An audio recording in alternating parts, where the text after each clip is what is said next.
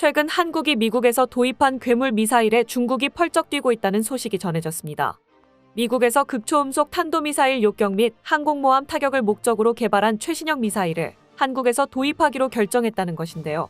대한민국의 미사일 방어체계가 한 차원 더 강력해진 것은 물론이고 중국이 사들어도 못 막는다 장담했던 핵탄도 미사일을 완벽하게 쓰레기로 만들어버렸다고 하는데요. 대한민국의 손에 들어온 강력한 미사일에 중국이 치를 떨고 있다는 소식, 지금부터 자세하게 알아보겠습니다. 얼마 전 미국 샌프란시스코 인근 우드사이드에서 열린 미국과 중국 두 정상의 만남은 많은 화제를 불러일으켰습니다.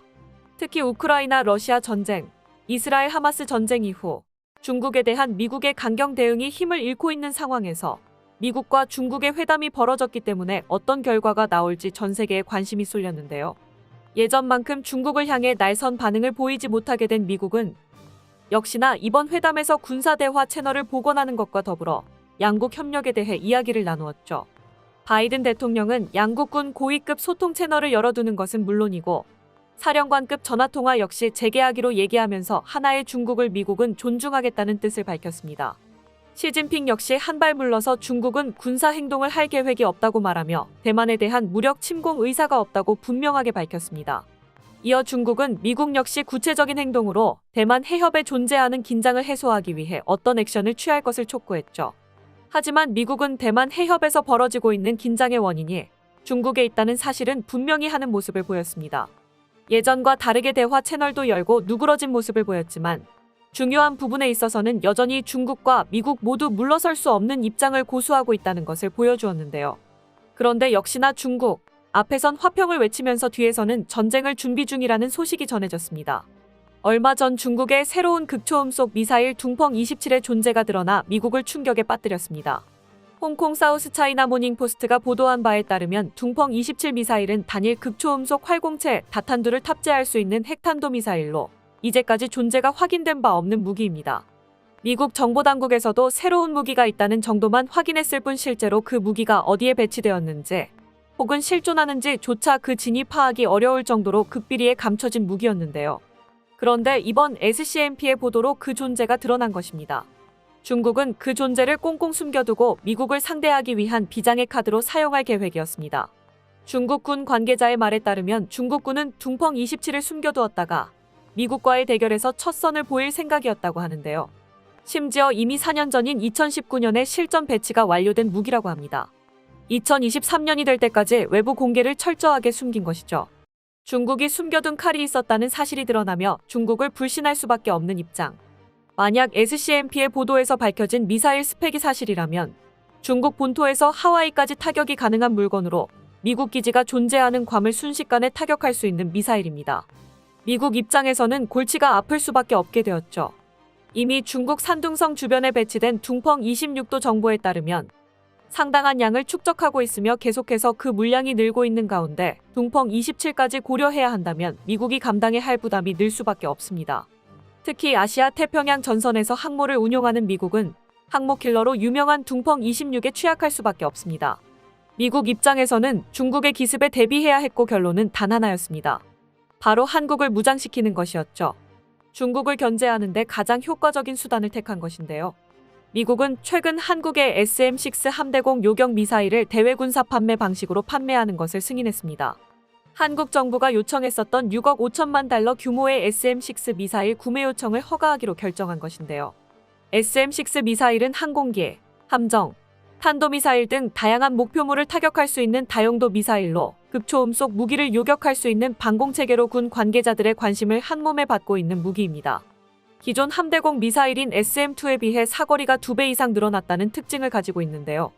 항공기 및 함정의 경우 240에서 460km 떨어진 목표물을 타격할 수 있을 뿐만 아니라 탄도미사일의 경우 수백 킬로미터 밖에서 날아오는 미사일을 최대 35km 고도에서 요격할 수 있죠.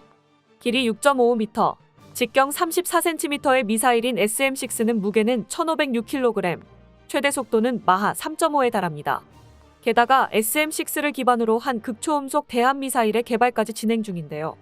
이미 지난 2016년에 퇴역 호위함을 모의 표적으로 삼아 SM-6로 격침시키는 시험에 성공하며 그 능력을 증명해냈었고 SM-6 블록 1B라는 이름으로 극초음속 대함 미사일로서 개발이 진행되고 있는데요.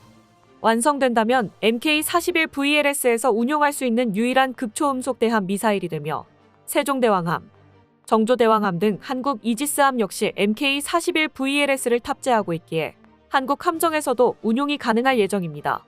이처럼 SM-6는 미국이 가장 믿을 수 있는 동맹국들에게만 제공하는 강력한 방패이자 창이라고 할 수 있는 무기인데요. 이번에 도입되는 SM-6는 해군의 네 번째 이지스함인 정조대왕함에 가장 먼저 배치가 되는데요. 한국이 구축하고 있는 한국형 미사일 방어 체계를 완성하는 활용 점정이 될 거라는 평가를 받고 있습니다.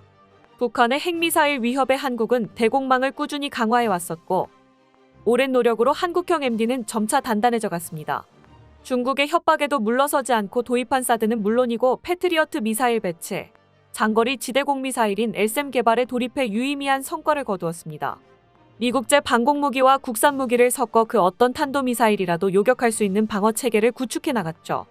실제로 올해 6월에 있었던 국산 장거리 지대공 미사일 LSAM의 네 번째 시험 발사가 성공하면서 고도 40에서 60km에서 비행하는 적 탄도미사일을 효과적으로 방어할 수 있는 수단을 확보하게 되었습니다. 고고도에서 발견된 미사일은 사드를 이용해 타격하고 중고도인 40km 지점은 패트리어트 미사일로 타격하는 등 전 고도에서 방어할 수 있는 통합체계 구축이 가능했습니다. 하지만 15에서 35km 사이에 약간의 방어 공백이 있다는 문제점이 있었는데요. 이번에 도입이 결정된 SM-6는 이 구간을 커버하는 미사일로 이지스 체계에 통합되면 한반도 전역에서 물샐 틈 없이 전 고도를 커버하는 방공망을 완성할 수 있게 됩니다. 마지막 퍼즐 조각을 채운 것이라 할 수 있죠. 그런데 일각에서는 이번 SM-6 도입이 명목상 알려진 북한 미사일 방어와는 다른 목적이 있었기 때문에 가능했던 것이라는 주장이 제기되고 있는데요.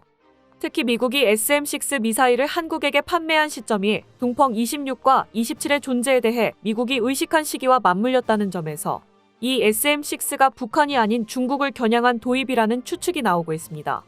공교롭게도 SM-6 미사일은 둥펑 26 미사일 타격의 최적인 무기인데요. 2016년 말 미국은 태평양에 있는 이지스 구축함 존 폴 존스함에서 SM-6 미사일을 시험 발사해 둥펑 26과 유사한 미사일을 요격 실험했던 적이 있습니다. 올해 4월에도 비슷한 실험에 성공했었는데요. 미국 미사일 방어청에 따르면 알레이버크급 이지스 구축함에서 발사한 SM-6 미사일이 둥펑 26과 유사한 스펙의 미사일을 요격하는 데 성공했다고 합니다. 미군은 이번 실험을 통해 SM-6의 실효성을 다시 입증했다고 밝히며 다분히 중국을 의식하는 모습을 보였습니다. 사실 북한 견제용이라기보다 한국에게 SM-6를 제공해 중국을 견제하는 것이 미국의 주 목적인 것이 아니냐는 주장이 나올 수밖에 없는 것이죠. 실제로 중국 역시 한국의 SM-6 수입과 관련해 민감한 반응을 보인 바 있습니다. 최근 한국과 유엔사 국방장관 회의에 대해 중국이 날선 반응을 보여 화제를 불러일으킨 바 있는데요. 중국은 유엔군에 대해 시대에 맞지 않는 것이라고 비판하며 유엔군 간판을 걸고 한국과 회의를 여는 것은 긴장을 조성하는 행위는 물론 한반도 형세라는 불에 기름을 붓는 행위라고 맹비난을 날렸습니다. 중국과는 직접적으로 연관이 없는 회의임에도 불구하고 중국이 대변인의 입을 통해 강력한 비판을 한 것은 이번 SM-6 도입에 대한 항의 표시라는 것이죠. 한국의 방공망이 완벽히 갖춰짐에 따라 만약 중국이 둥펑 미사일을 통해 미군 기지를 타격하려고 해도 중간에서 한국이 방공망을 가동, 둥펑 미사일을 무력화할 수 있어 중국 입장에서는 굉장히 막막해진 상황입니다.